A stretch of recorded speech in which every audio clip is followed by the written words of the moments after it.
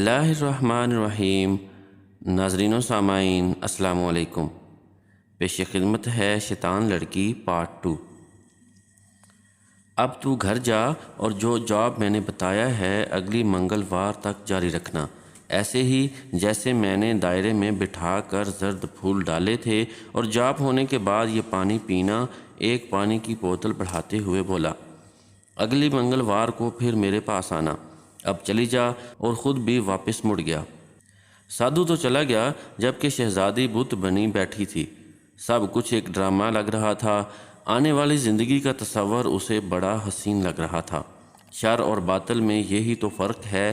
شر میں ہر چیز بہت حسین لگتی ہے، مگر یہ حسن دیر پا برقرار نہیں رہتا، اس کا وجود عارضی ہے، جبکہ باطل تو ہمیشہ امر رہتا ہے۔ انسان تو بے عقل ہے جو سمجھ نہیں پاتا کہ اس کا بھلا کس بات میں ہے۔ ہر چیز کو جلدی پا لینے کی جستجو اسے گناہ کی طرف گامزن کر دیتی ہے۔ اسے کچھ پتہ نہ چلا سوچوں میں گم کب گھر پہنچی۔ جیسے جیسے جاب مکمل کرتی جا رہی تھی، اسے خود میں ایک عجیب سی قوت محسوس ہونے لگی۔ اس کے سامنے آتے ہی ہر بندے کی نظر جھک جاتی، کوئی زیادہ دیر اس کے سامنے کھڑا نہ رہ پاتا۔ شہزادی سوچنے لگی، اگر ابھی سے یہ حال ہے تو جب میں سارا علم حاصل کر لوں گی تب کیا ہوگا؟ شیطان اس کے دل میں نت نئی امنگیں پیدا کرنے لگا۔ اب تو شہزادی کھلم کھلا دندناتی پھرتی، ہر چیز کا ڈر خوف ختم ہوتا گیا۔ منگل کی رات وہ پھر سادھو کو ملنے کے لیے نکلی، مگر اس بار نہ کوئی آندھی آئی نہ بارش۔ لگتا تھا شہزادی کی تقدیر کا فیصلہ ہو چکا تھا۔ سادھو اس کے انتظار میں ہی بیٹھا تھا۔ پچھلی بار کی طرح پھر ویسا عمل دہرایا گیا۔ جاب ختم ہونے کے بعد سادھو نے شہزادی کو مخاطب کیا، یہ عمل 21 روز کا ہے، تجھے اگلی 2 منگلوار تک اسی طرح آنا پڑے گا۔ اس کے بعد تو اس جاب کو تسخیر کر لے گی اور اس میں موجود شیطانی قوتیں تیری غلام بن جائیں گی۔ تو جیسے چاہے ان سے کام لے سکتی ہے، ماتا رانی تیری رکشا کرے گی۔ بابا اب مجھے کسی بات کی پرواہ نہیں ہے، چاہے مجھے 1 سال بھی لگا اس جاب کو پورا کرنے میں تو میں کروں گی۔ نہ بالکا، کیول 2 منگلوار ہی کرنا، اگر ذرا بھی غلطی کی تو ساری تپسیا نشٹ ہو جائے گی، پھر تیرے پران بھی جا سکتے ہیں۔ نہیں بابا، میں ابھی مرنا نہیں چاہتی، ابھی مجھے اپنے ساتھ ہوئی ناانصافیوں کا بدلہ لینا ہے۔ تجھے جو بھی کرنا ہوا کرتے جانا، تجھے اور بھی جاب سکھاؤں گا، رانی بنا دوں گا تجھے، پھر راج کرنا سب پر۔ بابا راج ہی تو کرنا ہے مجھے، یہی میری زندگی کی خواہش ہے، سب میرے قدموں میں ہوں۔ اگر میں چاہوں تو ابھی سب کو تیرے قدموں میں ڈھیر کر دوں، پرنتو میں ایسا نہیں کروں گا۔ اس کے لیے تجھے ہی کشٹ اٹھانے ہوں گے۔ ماتا رانی کو راضی کرے گی تو ماتا رانی تیری ہر اکشا پوری کرے گی۔ اور یاد رکھ، آخری منگلوار تجھے ماتا رانی کے چرنوں میں ایک بلی چڑھانی ہوگی۔ کیا مطلب بابا؟ کیسی بلی؟ انسانی خون کی بلی، کسی کو ماتا کے چرنوں میں قربان کرنا ہوگا۔ یہ اس جاب کی قیمت ہے، پھر ہی تو اس جاب کو تسخیر کر پائے گی، اور ماتا رانی کو انسانی خون بہت بھاتا ہے۔ بابا میں کس کو قربان کروں گی؟ یہ میری سمسیا نہیں، تو ہی سوچ کس کی بلی چڑھانی ہے۔ سادھو نے شہزادی کو عجیب الجھن میں ڈال دیا تھا۔ واپس آ کر لیٹی تو نیند اڑ چکی تھی۔ ایک ہی خیال بار بار دماغ میں آ رہا تھا، انسانی خون، کسی کی قربانی۔ شہزادی نے آج تک صرف جانوروں ہی کو ذبح ہوتے دیکھا تھا، مگر انسان کو ذبح کرنا اس کے لیے انتہائی خوفناک عمل تھا۔ کیا کروں میں؟ کیا مجھ سے دوبارہ ایک اور قتل ہو جائے گا؟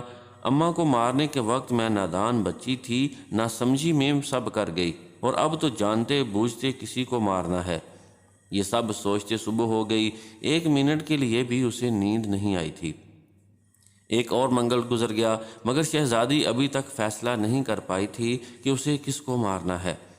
میں نے اگر سب سے بدلہ لینا ہے اور سب کو اپنے قابو میں کرنا ہے تو مجھے قربانی تو دینی ہی ہوگی، نہیں تو بدلہ کیسے لوں گی؟ بدلہ بدلہ بدلہ، تب ہی اس کے دماغ میں جھماکا ہوا۔ ہاں، اب مجھے پتہ چل گیا ہے مجھے کس کی قربانی دینی ہے، اس طرح میرا اس سے بدلہ بھی پورا ہو جائے گا۔ جتنی اذیت اس نے مجھے دی تھی، اس کا بدلہ میں اس کی گردن پر چھرا پھیر کر ہی لوں تو ہی میرے دل کو سکون ملے گا، اور اتنے سالوں سے میرے دل میں لگی آگ ٹھنڈی ہوگی۔ شہزادی اب پرسکون ہو گئی تھی۔ اس نے اپنا شکار ڈھونڈ لیا تھا اور اپنے شکار کو پھانسنے کے لیے اس کے پاس چل دی۔ پچھلی گلی میں بنے ایک پرانے سے گھر جس کا دروازہ بھی ٹوٹا تھا داخل ہوئی۔ سامنے ایک عورت چولہے کے پاس بیٹھی کچھ پکا رہی تھی۔ سلام چاچی، کیسی ہے؟ ارے شہزادی، تو آئی ہے؟ ٹھیک ہوں میں دھیرانی۔ خیر ہے، آج بڑے سالوں بعد چاچی کے دویڑے آئی ہے۔ ہاں چاچی، بس چاچے سے تھوڑا کام تھا۔ کدھر ہے چاچا؟ کدھر ہونا ہے، اس نے دھیرانی، اندر بیٹھا ہے، تو چل اندر، میں تیرے لیے چائے لے کر آتی ہوں۔ شہزادی کمرے میں آئی۔ اسلم سامنے پڑی چارپائی پر لیٹا حقہ پی رہا تھا۔ کیا بات ہے چاچا، بڑی عیش ہو رہی ہے؟ شہزادی نے طنز کرتے ہوئے کاٹ کھانے والی نظروں سے دیکھا۔ شہزادی تو کب آئی؟ اسلم شہزادی کو دیکھ کر بکھلا گیا، کیونکہ اس حادثے کے بعد شہزادی اسلم کا سامنا کرنے سے کتراتی تھی۔ اگر کبھی سامنے آ بھی جاتا تو فوراً ادھر سے بھاگ جاتی، مگر آج تو خود ان کے گھر آ کر اسے مخاطب کر رہی تھی۔ ہاں چاچا، میں نہیں آ سکتی ادھر؟ آ سکتی ہے، تیرا اپنا گھر ہے۔ کرمو شہزادی کی لال آنکھوں میں دیکھ نہیں پا رہا تھا۔ کچھ ایسا تھا ان آنکھوں میں کہ جس سے اسلم کے خوف سے پسینے چھوٹ رہے۔ نہ چاچا، پریشان مت ہو، بھول جا اس بات کو، میں نے تجھے معاف کر دیا ہے، اسی لیے میں تیرے پاس آئی ہوں۔ کیا سچ کہہ رہی ہے؟ تو نے مجھے معاف کر دیا؟ ہاں چاچا، سچ کہہ رہی ہوں، بھلا میں کیوں جھوٹ بولوں گی؟ شہزادی، تیرا بڑا احسان ہے مجھ پہ، تو نے میرا دل ہلکا کر دیا۔ اس دن مجھے پتہ نہیں کیا ہو گیا تھا، اتنے سالوں سے میں شرمندگی کے مارے تیرے سامنے نہیں آیا۔ چل چاچا، اب بھول بھی جا، بول تو رہی ہوں تجھے معاف کر دیا۔ لے دھیرانی، چائے پی۔ چاچی، بڑی جلدی بنا لی تو نے؟ ہاں، میری دھی آئی ہے تو جلدی ہی بنانی تھی۔ شہزادی نے شکار پھانس لیا تھا، بس اب اسے چارہ ڈالنا تھا، جس کے لیے اسے 2 دن گزرنے کا انتظار تھا۔ آخری منگل کی صبح وہ اپنے پلان کو اختتام پذیر کرنے اسلم کے گھر کی طرف بڑھی جا رہی تھی۔ اس دن اسلم گھر اکیلا ہی تھا۔ چاچا اسلم، شہزادی تو پھر آ گئی؟ کیوں چاچا، نہ آتی؟ نہیں، مجھے لگا اب دوبارہ نہیں آئے گی۔ کیا کروں چاچا، بات ہی ایسی ہے۔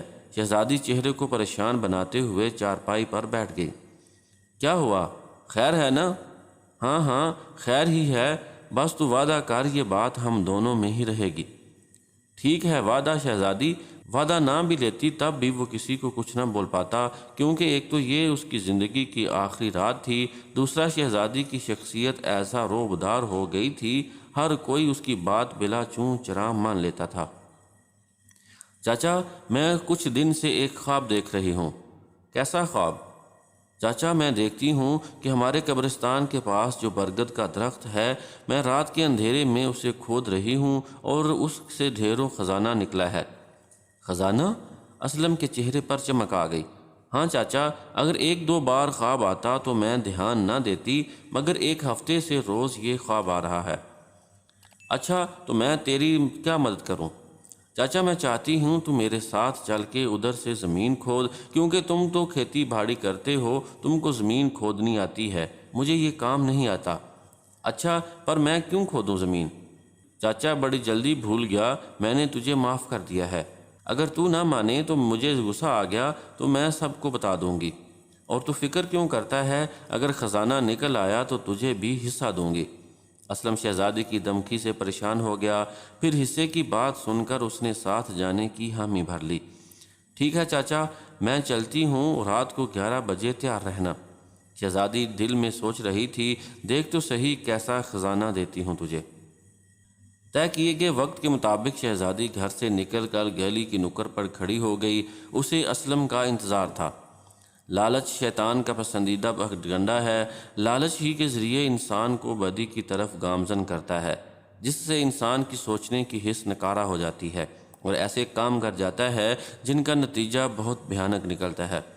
اسلم کے دل میں بھی یہ لالچ ہی پیدا کیا گیا تھا، اسی لیے وہ سوچ ہی نہ سکا کہ جس لڑکی کی زندگی اس کے ہاتھوں برباد ہوئی، وہ ایک دم اس پر اتنا مہربان کیوں کر ہو گئی کہ اسلم کو معاف بھی کر دیا اور اپنے ساتھ خزانے کی تلاش میں چلنے کی خواہش بھی کر دی۔ مگر اسے علم نہیں تھا کہ یہ لالچ اس کی جان لینے والا ہے۔ اپنی کم عقلی کے ہاتھوں اپنی موت کے قریب خود ہی جا رہا تھا۔ مجھے زیادہ دیر تو نہیں ہو گئی؟ شہزادی پیچھے کی طرف مڑی۔ اسلم سوالیہ نظروں سے اس کی طرف دیکھ رہا تھا۔ نہیں چاچا، صحیح ٹائم پر پہنچے ہو، میں ابھی ہی آ کر کھڑی ہوئی تھی۔ پھر ٹھیک ہے، آؤ پھر چلیں۔ ہاں ہاں ضرور آئیں پھر۔ دونوں کے قدم قبرستان کی طرف تھے اور دونوں ہی کے چہرے اپنے مقصد کو پورا کرنے کے لیے جوش سے چمک رہے تھے۔ اپنے خیالات میں الجھے پل بھر میں ہی سارا راستہ عبور کر آئے تھے۔ اللہ نے ہر انسان کی موت کا وقت اور جگہ متعین کر رکھی ہے، ہم خود بخود اس جگہ تک پہنچ جاتے ہیں۔ اسلم بھی اپنی متعین کردہ جگہ کی طرف کھنچا چلا جا رہا تھا۔ ازل سے ابد تک یہی ہوتا رہا، ازل سے ابد تک یہی ہوتا رہے گا۔ برائی کا انجام برائی ہے۔ جو جرم آج سے عرصہ پہلے اس نے کیا، اس کی سزا آج ملنے جا رہی تھی۔ شہزادی بھی کوئی نیکی تو کرنے نہیں والی تھی۔ شیطان کی اعلیٰ کار بن کر ایک قتل پہلے کیا اور ایک آج کرنے لگی تھی۔ سزا و جزا کا فیصلہ تو اللہ کرتا ہے، دنیا اور آخرت دونوں میں ہی ہم کو اپنے کرموں کا پھل ملتا ہے۔ جہاں اتنا عرصہ صبر کیا، ادھر اور انتظار کرتی تو شاید اس کے لیے بہت کامیابی ہوتی، مگر اس نے گناہ کو چن کر اسلم کی طرح اپنا نام بھی گناہ کاروں میں لکھوا لیا تھا۔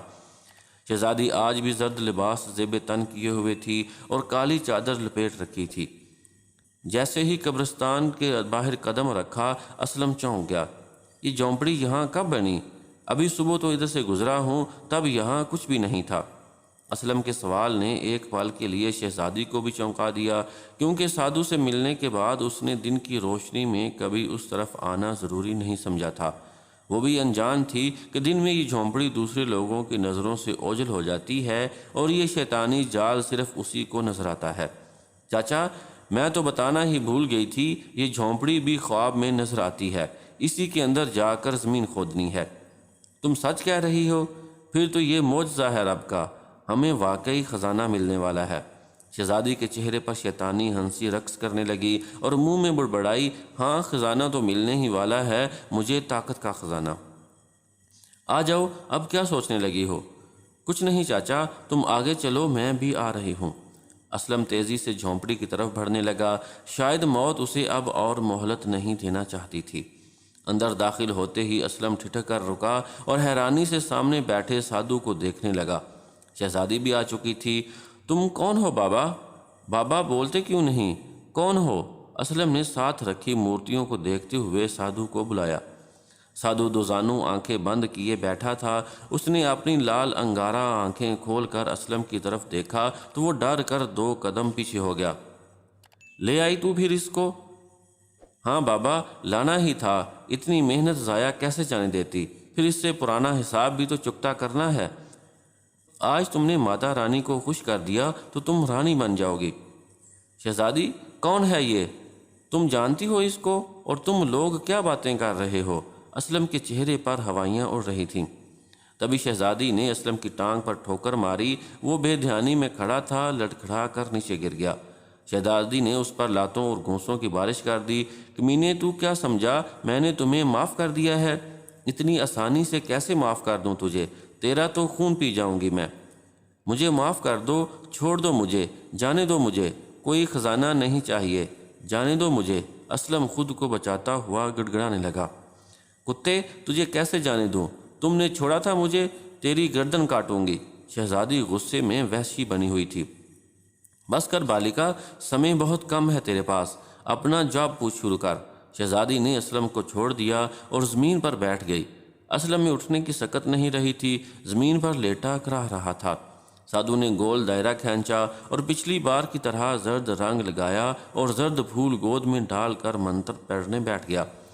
جب جاب پورا ہوا تو سادھو نے اٹھ کر جھونپڑی کی دیوار پر پھونک مار دی۔ پھونک مارتے ہی ایک دیو ہیکل مورتی نمودار ہوئی، جس کی زبان منہ سے باہر لٹک رہی تھی۔ ماتا کی جے ہو، ماتا امر ہے، ماتا امر ہے، کہتے ہوئے سادھو مورتی کے آگے جھک گیا۔ بالکا، تو بھی آ کر ماتا کے چرن چھو اور ماتھا ٹیک ماتا کے چرنوں میں۔ شہزادی بھی آگے بڑھ کر مورتی کے آگے جھکی۔ کچھ پل بعد سادھو اٹھا اور شہزادی کی طرف ایک تیز دھار چاقو بڑھایا۔ لے بالکا، آخری کام بھی کر، اب اس کی بلی چڑھا ماتا کے چرنوں میں۔ شہزادی نے چپ چاپ چاقو پکڑا اور اسلم کو بالوں سے پکڑ کر مورتی کے سامنے کھینچ لائی۔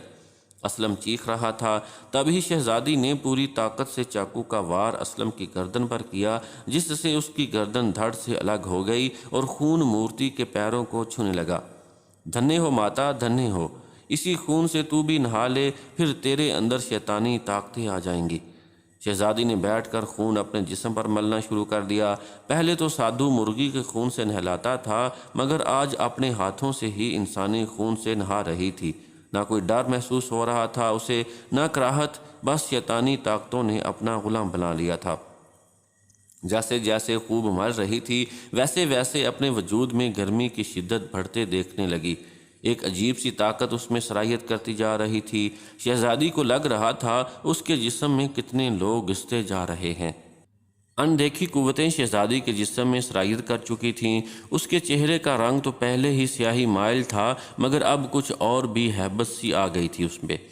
برائی تو اپنی چھاپ چھوڑتی ہی ہے انسان کے وجود پہ۔ جو خدا کے نیک بندے، پرہیزگار اور متقی ہوتے ہیں، ان کے چہرے نورانی ہوتے ہیں۔ ایسا نور جھلک رہا ہوتا ہے ان کے انگ انگ سے کہ آنکھیں خود بخود جھکتی جاتی ہیں۔ مگر برے لوگوں سے ایک عجیب سی کراہت ہونے لگتی ہے۔ ان کے قریب زیادہ دیر بیٹھا نہیں جا سکتا۔ جب تک ہم کسی ایسے انسان کے پاس بیٹھتے ہیں جو شیطانی طاقتوں کا پیروکار ہو، تب تک ہمیں اپنے دل پر ایک بوجھ سا محسوس ہوتا ہے۔ کچھ لوگ اپنی ایسی حالت پر غور نہیں کرتے، مگر عقل مند جان جاتے ہیں اور ایسے لوگوں کے ہاتھوں کٹ پتلی نہیں بنتے۔ شہزادی کی حالت بھی کچھ ایسی ہی تھی۔ یوں لگ رہا تھا کوئی چڑیل خون پی کر کھڑی ہے۔ بالکا، اب تو ہمارا حصہ بن گئی ہے۔ ماتا تجھ سے پرسن ہے اور ہر سمے تیرے ساتھ ہیں۔ تجھ پر کوئی ہی سنکٹ آئے تو ایسے ہی زرد لباس پہن کر، ماتھے پہ تلک لگا کر، بال کھول لینا اور یہی جاپ کرنا، تم کہیں بھی ہوئی میں تیرے پاس پہنچ جاؤں گا۔ تجھے قبرستان میں میری جھونپڑی میں نہیں آنا پڑے گا۔ اسلم کی سر کٹی لاش ویسے ہی پڑی تھی۔ شہزادی کو جھونپڑی کا سن کر اسلم کی بات یاد آ گئی۔ بابا، کیا یہ جھونپڑی دن کی روشنی میں یہاں نہیں ہوتی؟ دن کی روشنی میں؟ ارے کم عقل، یہ تو رات کے اندھیرے میں بھی یہاں نہیں ہوتی۔ یہ صرف تیرے لیے ہی بنائی گئی ہے۔ جب تم نے ادھر آنا ہوتا ہے تب ہی یہ سامنے آتی ہے۔ ماتا کی کرپا سے تم بھی جلدی سے یہ سب کرنا سیکھ جاؤ گی۔ بابا، کیا میں بھی چیزوں کو حاضر اور غائب کر سکوں گی؟ ہاں بالکا، پرنتو کڑی پرتیگا کرنی پڑے گی۔ جو ابھی سیکھا ہے وہ بہت کم ہے۔ بابا، مجھے سکھا دو سب کچھ۔ دھیرج رکھ لڑکی، ابھی جو ملا ہے بس اسی پر گزارا کر۔ بابا، اب میں کیا کیا کر سکتی ہوں؟ تو سب کو نچا سکتی ہے۔ جس نے تجھے ستایا ہے سب سے بدلہ لے۔ جیسے تجھے تنگ کیا تو بھی سب کو تنگ کر، کوئی تیرا کچھ نہیں کر پائے گا۔ شہزادی کے چہرے پر خوشی کی لہر دوڑ گئی۔ بابا، اس کا کیا کرنا ہے؟ اسلم کی طرف اشارہ کر کے بولی۔ اس کو ادھر ہی گاڑ دوں گا جدھر اس کا خزانہ دفن ہے، سادھو کہکا لگا کر بولا۔ پھر کچھ پڑھ کر زمین پر پھونک ماری تو ایک گھڑا نمودار ہو گیا۔ چل اب اس کو پھینک دے اس میں۔ شہزادی نے اسلم کو دھڑ گھسیٹ کر گھڑے کے کونے پر کیا اور ٹھوکر مار کر اندر گرا دیا، پھر سر اٹھا کر نفرت سے اندر اچھال کر اس پر تھوک دیا۔ زمین خود بخود ہی برابر ہوتی گئی۔ بالکا، اب میں جا رہا ہوں، اماؤس کی رات تک جو کرنا چاہتی ہے کر لے۔ اس کے بعد کیا ہوگا بابا؟ بتا دوں گا، بس انتظار کر اماؤس کا۔ سادھو نے پھر سے منہ میں منتر پڑھا اور جھونپڑی سمیت غائب ہو گیا۔ شہزادی اکیلی برگد کے پیڑ کے نیچے کھڑی تھی۔ کوئی دیکھ کر تسلیم ہی نہیں کر سکتا تھا کہ یہاں پر کبھی کوئی شیطانی کھیل کھیلا گیا ہے یا کسی انسان کا گلا کاٹ کر مارا گیا ہے۔ زمین پر بھی خون کا قطرہ تک نہیں تھا۔ ہاں، شہزادی ضرور خون آلود تھی۔ سادھو کے غائب ہو جانے کے بعد شہزادی بھی گھر کو ہو لی۔ گھر آ کر ہمیشہ کی طرح نہائی نہیں، اسی حالت میں لیٹی اور سو گئی۔ اتنی محنت نے اسے تھکا دیا تھا۔ اگلی صبح نسیم کے چلانے کی آواز پر شہزادی نیند سے جاگی تھی۔ پہلے اس کی سمجھ میں نہیں آیا کیا ہو رہا ہے۔ جب حواس بحال ہوئے تو صورتحال سمجھ آئی۔ نسیم اس کو خون میں لت پت دیکھ کر چلا رہی تھی۔ اکبر اور چاند بھی پریشان کھڑے تھے۔ شہزادی، یہ سب کیا ہوا ہے تجھے؟ اتنا خون کہاں سے لگ گیا؟ شہزادی چارپائی پر آلتی پالتی مار کر بیٹھ گئی اور خاموشی سے ان کی پریشانی دیکھ کر لطف اندوز ہونے لگی۔ ارے بول بھی، کیا ہوا ہے؟ کہاں سے آیا خون؟ اماں، کیا بتاؤں تجھے، بس یہ سمجھ مجھ میں جن عاشق ہو گیا ہے۔ ہائے، یہ کیا بول رہی ہے؟ جن عاشق ہو گیا تجھ پر؟ شہزادی کوئی جواب دیتی اس سے پہلے ہی چاند بول پڑا، اماں یہ حور پری ہے کسی ملک کی، اصلی والی شہزادی ہے، اسی لیے اس پر جن عاشق ہو گیا ہے۔ اماں اپنے بیٹے کو سمجھا لے یہ چپ کر جائے ورنہ خود دیکھ لینا اس کا حشر۔ سچ ہی بول رہا ہوں اماں، ایسی کالی شکل پر جن عاشق نہیں ہوتے۔ شہزادی کا غصہ انتہا کو پہنچ گیا، تیری اتنی ہمت، تو نے مجھے کالی شکل کہا؟ غصے سے پھنکارتی ہوئی چارپائی سے نیچے اتر آئی۔ ہاں تو اور کیا، تم ہو ہی ایسی تو یہ ہی بولوں گا۔ اکبر نے چاند کو ٹوکا، تو جا ادھر سے، میں خود بات کرتا ہوں اس سے۔ یہ اب نہیں جائے گا، مجھے کالی شکل بولا ہے، اب تم لوگ بھی ادھر رک کر دیکھو میں کیا حال کرتی ہوں اس کا۔ شہزادی نے منتر پڑھ کر جیسے ہی چاند کی طرف پھونک ماری، چاند زمین سے 5 فٹ اوپر اٹھا اور دھڑم سے نیچے گرا۔ میری کالی شکل ہے، اب اس چاند میں داغ بھی دیکھیں گے سب۔ چاند کو لگا جیسے کسی نے اسے دونوں ہاتھوں سے جکڑ رکھا ہے اور زمین پر پٹکتا جا رہا ہے۔ نسیم اور اکبر چاند کو پکڑنے کے لیے دوڑے مگر وہ بھی اچھل کر پیچھے کو گر پڑے۔ اماں ابا تم لوگ بیچ میں آئے تو تم لوگ بھی اسی حال میں ہوگے۔ شہزادی آج سب سے حساب برابر کرنے کے موڈ میں تھی۔ چاند کا چہرہ زمین سے رگڑ کھانے لگا اور جگہ جگہ سے جلد اکھڑنے لگی۔ وہ بھی درد سے چلا رہا تھا اور ادھر ادھر ہاتھ پاؤں مار کر خود کو چھڑا رہا تھا، مگر کوئی ظاہری انسان ہوتا تو چھوڑ بھی دیتا، اسے تو ان دیکھے وجود نے جکڑا ہوا تھا۔ نسیم نے شہزادی کے پاؤں پکڑ لیے، شہزادی معاف کر دے میری بچی، بھول ہو گئی ہے اس سے، آخر تیرا بھائی ہے۔ نسیم منتیں کرتے جا رہی تھی۔ ابا تو کیوں چپ بیٹھا ہے، تو بھی میرے پاؤں پکڑ کر معافی مانگ اس کے لیے۔ اکبر بھی چاند کی خستہ حالت سے خوفزدہ ہو گیا تھا، اس نے بھی تیزی سے بڑھ کر شہزادی کے پاؤں پکڑ لیے اور معافی مانگنے لگا۔ شہزادی آج خوشی سے شرسار تھی، فاتحانہ نظروں سے دیکھتی ہوئی چارپائی پر بیٹھ گئی۔ کیوں تم دونوں نے اس کے پیار میں ہی ہمیشہ میرے ساتھ ناانصافی کی ہے نا؟ صرف یہ تم لوگوں کی اولاد تھی، میں نہیں۔ نہیں میری بچی، تم بھی ہماری بیٹی ہو، ہم تم کو بھی اب اس کی طرح ہی پیار کریں گے، ہم کو معاف کر دے۔ مجھے اب تم لوگوں کا پیار نہیں چاہیے، اپنے بیٹے کو اٹھا کر میرے پاس لاؤ اور اسے بھی معافی مانگنے کا بولو۔ نسیم نے جا کر چاند کو اٹھایا جو بری طرح زخمی ہو چکا تھا اور شہزادی کے پیروں کے پاس بٹھا دیا۔ بیٹا معافی مانگ باجی سے، اکبر نے چاند کو ہلاتے ہوئے کہا۔ چاند اور مار پڑنے کے ڈر سے اپنی حالت بھولتے ہوئے بولا، باجی معاف کر دے مجھے، ایسے نہیں، پاؤں پکڑ کر معافی مانگ۔ چاند نے فٹافٹ پاؤں پکڑ کر معافی مانگنی شروع کر دی۔ ہاں تو پھر یقین ہوا تم لوگوں کو کہ مجھ پر جن عاشق ہو گیا ہے؟ تینوں ایک ساتھ بولے، ہاں ہاں آ گیا یقین ہم کو۔ شہزادی نے زوردار کہکا لگایا، ٹھیک ہے، اب پورے گاؤں میں جا کر بتاؤ شہزادی پر جن عاشق ہو گیا ہے، اور غسل خانے کو چل دی۔